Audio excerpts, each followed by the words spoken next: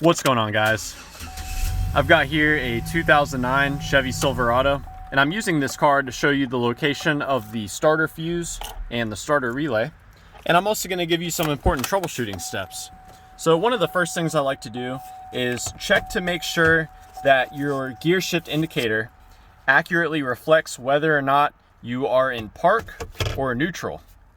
Because if the truck does not detect that you are in park or neutral, it will not allow you to crank the engine over. So you can try shifting the truck from park to neutral back and forth to get it to recognize. Now, moving beyond that, let's go under the hood. This is where we will find the starter relay as well as the starter fuse. So they're going to be behind this cover, which we remove. You've got to pull the cover out past these little hooks here, and it will come right up. There are some hooks on the other side as well. So here is the fuse box. Now, the starter fuse is a 60 amp fuse right here. This fuse is important because it only gets energized by the starter relay when the relay has been activated. And when this fuse receives power, it takes that power and sends it directly into the starter motor. Now, the starter relay is this relay right here. It is computer controlled, and my favorite way to test this relay is to have an assistant try to start the car, and while they're doing that, I will actually come in here and tap on this relay. Sometimes relays can get stuck, and by tapping the relay or even wiggling the relay around, you can sometimes get it to start working again. Further troubleshooting beyond that, we can remove the starter relay, set it aside, and I'll swap in the headlight relay. If after swapping the headlight relay in, the truck is able to start, that's a pretty good indication that the starter relay has failed. Now, I've got these pins color coded, so I'm going to go into some further troubleshooting with that. But first, let's go look at the battery and another fuse that's important. So while you're under the hood checking things out, you want to make sure that the connections to the battery are both clean and tight and free of corrosion. So these connections look to be outstanding. And also recognize there is another fuse that is built into this block here. And if this fuse is blown, most likely you won't have anything working in the truck. So probably the interior lights won't even come on when you open the door. So you can check that.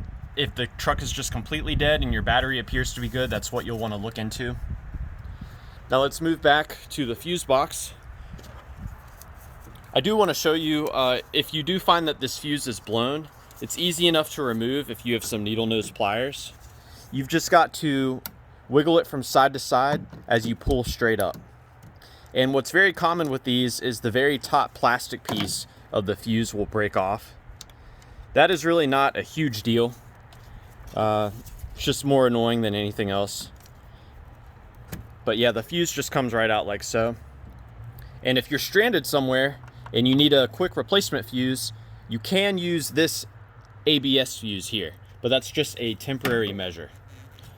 Now, looking at the color coding of the starter relay, I mentioned before this relay is computer controlled. When the computer detects that your truck is in park or neutral, and also that you've turned the key to the start position, it will activate this relay by sending voltage across these two pins.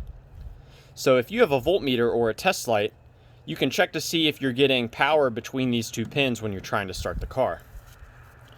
When the relay receives power from these two white pins, it activates the starter by connecting the two red pins together. So you yourself can connect these two pins together with a wire or a paper clip, and doing so will send power directly to the starter. Be careful if you're doing that. You're going to definitely want to make sure that the truck is in park. And that's just a temporary troubleshooting step to check out the wiring and everything.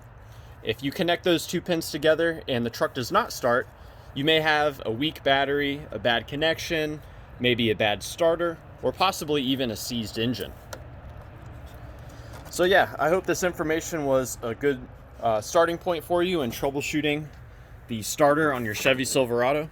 Please let me know if you have any questions, or more importantly, if you've got any advice. Thanks for watching.